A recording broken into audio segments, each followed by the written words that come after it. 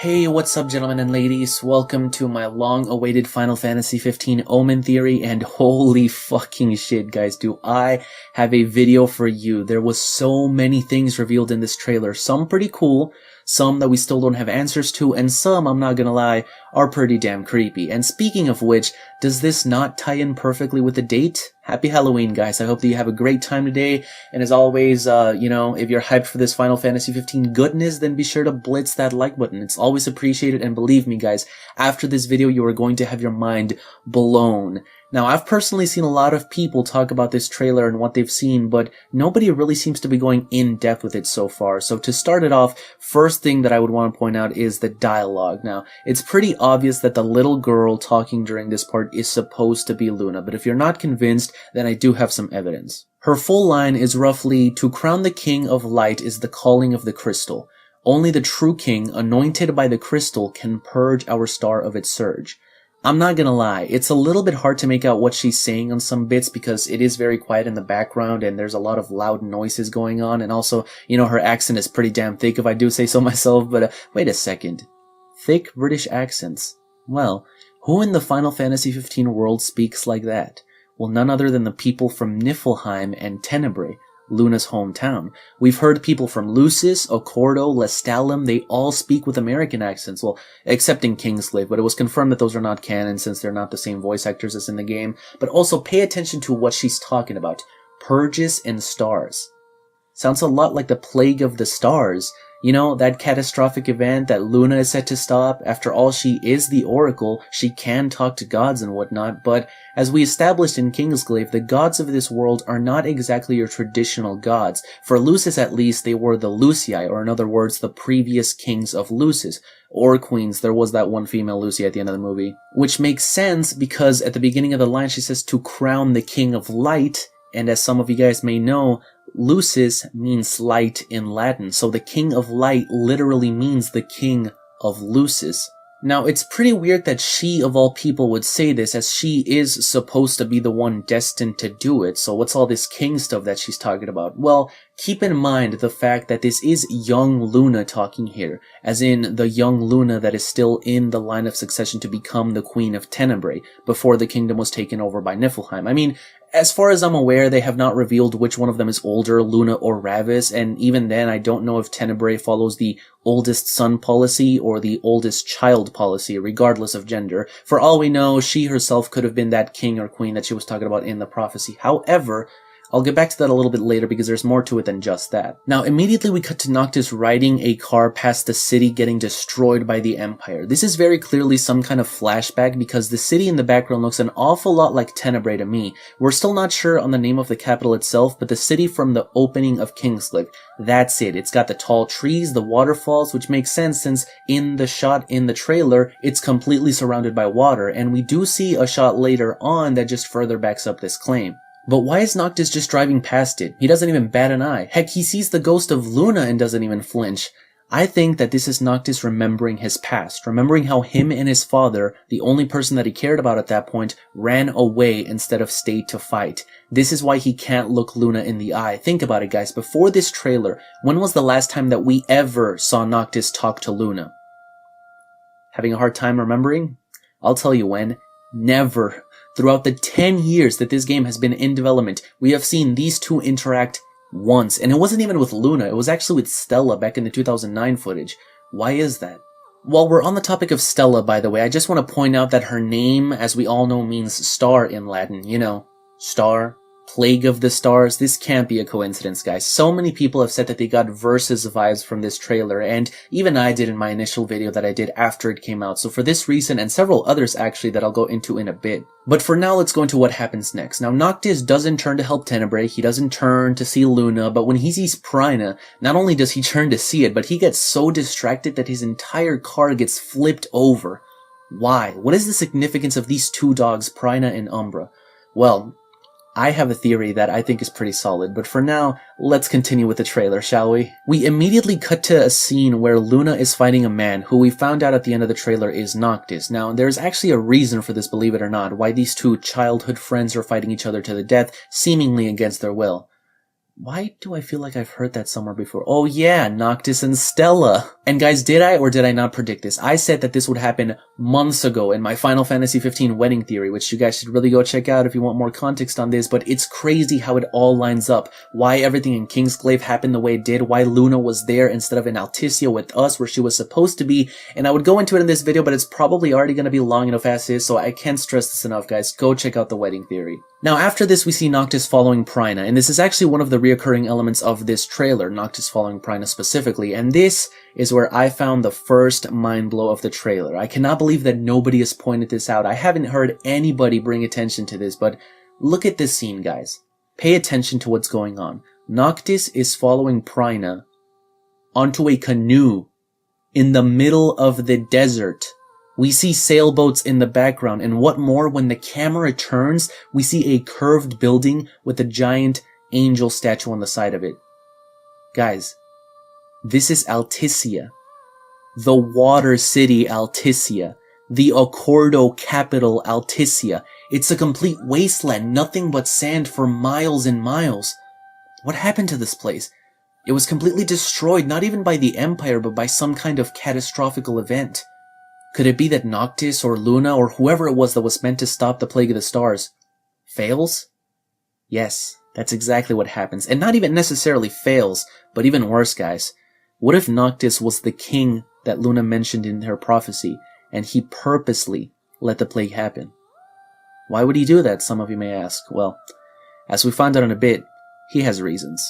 Now, the next scene of the game is one that takes place in a train, and there's not really anything too special about the scene in particular, other than the fact that we once again get to see Noctis following Prina around for whatever reason. There's several Easter eggs in the background, like a poster that says Gone Gold in reference to the fact that Final Fantasy 15 has gone gold, and a guard with a newspaper titled The London something. I can't quite make it out. Be sure to let me in the comments if you guys think you know what it might be. And also it has the Assassin's Creed symbol on it, which was a cool little reference. I'm assuming to Assassin's Creed Syndicate, as that takes place in London. And I'm not gonna lie, I wouldn't be surprised if they took inspiration from the CGI Assassin's Creed trailers for this, because they looked very similar to me.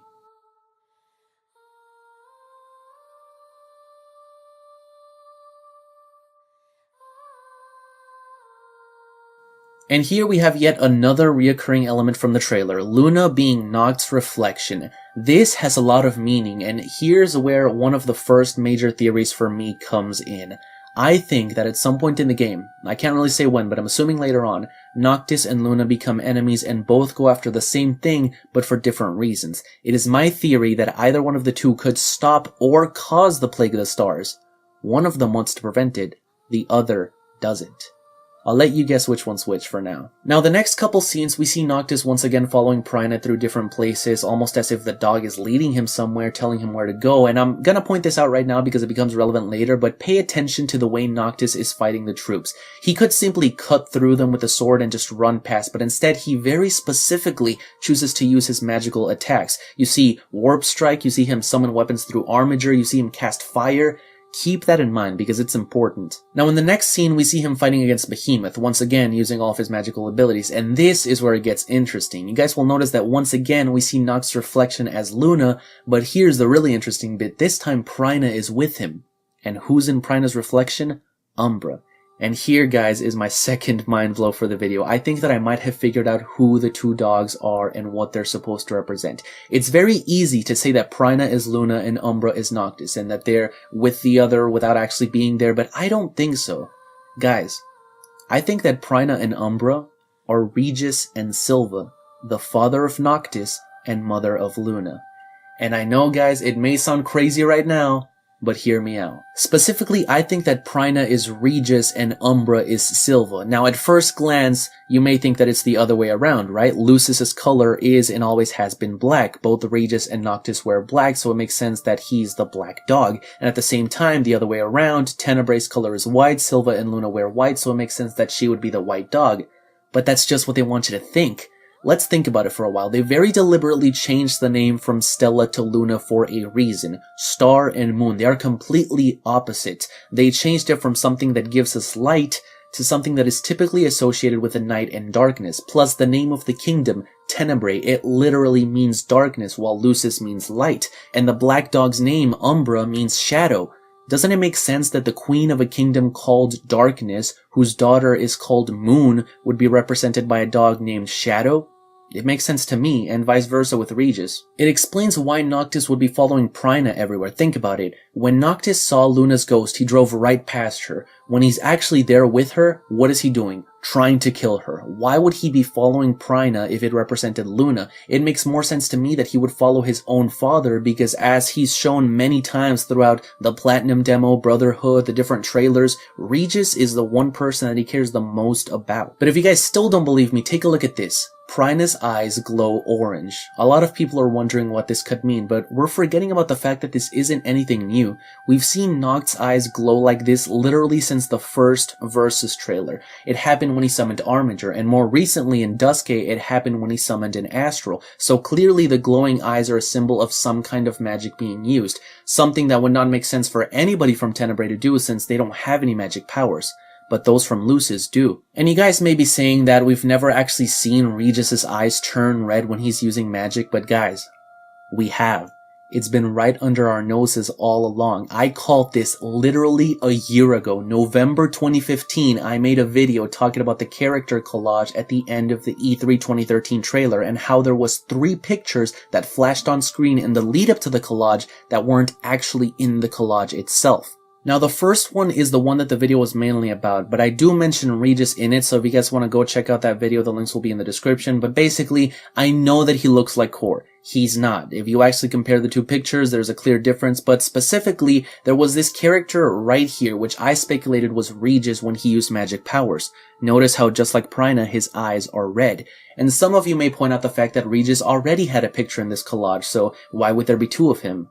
Well, would you guys believe me if I told you that Noctis also had 2 separate pictures flash on screen leading up to the collage?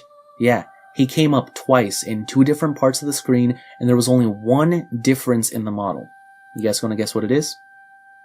One of them had Noctis with his regular blue eyes, and the other had Noctis with red eyes. This can't be a coincidence, guys. Every single other character in that collage, we have found out who they are except for that one. And why wouldn't he be in the final shot with all of the different characters if he was a different character? Well, that's because he's not. He's Regis. Red Eyes Regis. Just like Red Eyes Prina. Let me know what you guys think about this in the comments. Now, moving on, the next scene that we see in the trailer shows us Noctis fighting against the troops one last time. And remember how I told you guys to keep in mind the fact that Noctis had been using almost nothing but magical attacks throughout the entire trailer? Well, this is why. In this part, we see Noctis summon a spear, but very quickly vanish from his arms, and it doesn't look intentional. Noctis looks confused. He then proceeds to take a gun and start killing off the troops 1 bullet at a time. Why do I bring this up? Well, guys, for the longest time, for years at this point, since the Versus days, there's been one very strong theme that has come across in terms of Lucis and Niflheim, and that is that Lucis is represented by magic and swords, while Niflheim is represented by technology and guns.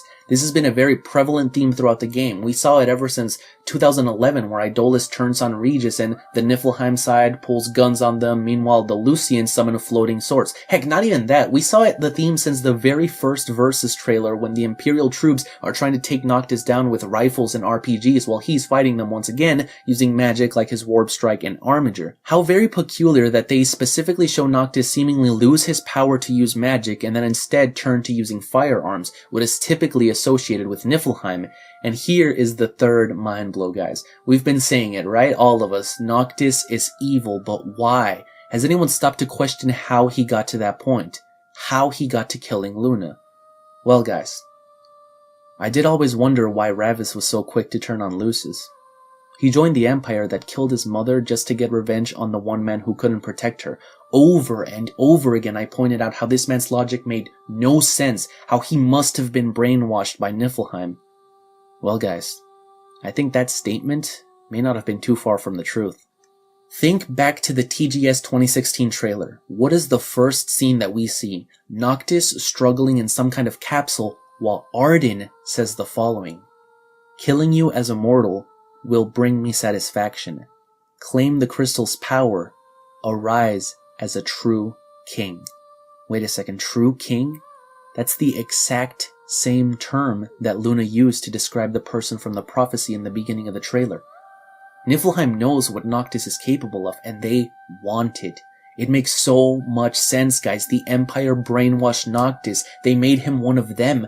That's why the Lucii rejected him and didn't let him use magic anymore. He had to turn to what the Empire uses. Guns and technology. That's why he wanted to kill Luna. Noctis in these shots does not look like a person. He looks like some kind of possessed demon. He looks like he is doing this against his will, and that's because he is. Arden captured Noctis and did this to him. It's very interesting that he, of all people, is the one talking to him during the trailer, because I think that there may be a little more connection to this than what I initially thought. See, many people when they first saw this trailer saw the part where everything is getting rewinded and noticed that Prina this time was replaced by Umbra, but I'm not gonna lie guys, even the first time that I saw this trailer, I knew that something was off in this scene because that does not look like Umbra. Both Prina and Umbra are fluffy and lively, yet this dog looks skinny and almost dead. Even the one shot of the actual Umbra that we get in this trailer, he looks nothing like this dog. And that's because it's not. I made a joke during one of my videos about how everyone in Tenebrae and Niflheim wears white, from Luna to Ravis and even the Emperor, all with one exception, Arden. He of all people is the one that always dresses in black. Why? All the leaders from Lucis wear their national color, all the leaders from Tenebrae wear their national color, all the leaders from Niflheim wear their national color, except for Arden. I think that this dog right here is supposed to represent Arden, and it makes sense, doesn't it? Because the dog only shows up after Prina dies. Prina, aka Regis, who gets killed by the Empire during Kingsclave.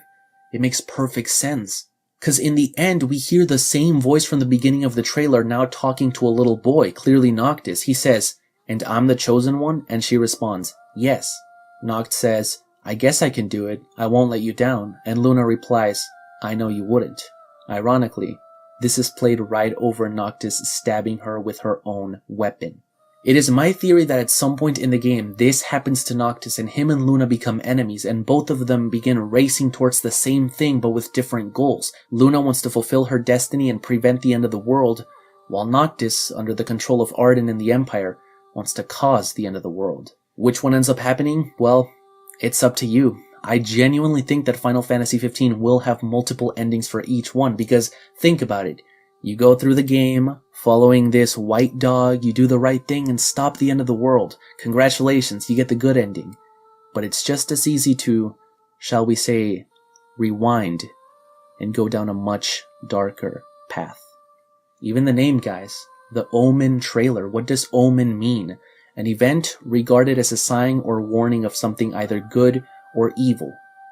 And as we all know from that old Shakespeare quote in the Versus trailer, there is nothing either good or bad, but thinking makes it so. Happy Halloween, guys.